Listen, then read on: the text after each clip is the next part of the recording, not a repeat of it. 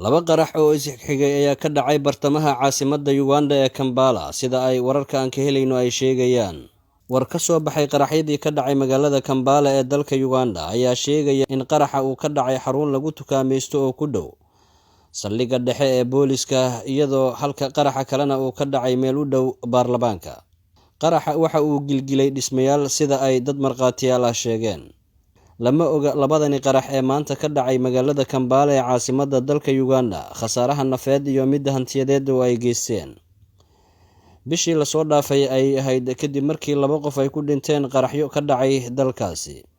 Mas-uuliyiinta dalka Uganda waxay ku eedeeyeen in ay ka dambeeyeen koox fallaaga ah oo Islaamiyiin oo fadhigoodu yahay Jamhuuriyadda Dimuqraadiga ee Congo. Ugu yaraan 50 qof ayaa la xirxiray. Qaar ka mid ah dadka la xirxiray ayaa dacwad lagu soo oogay tan iyo markii ay dhaceen qaraxyadaas.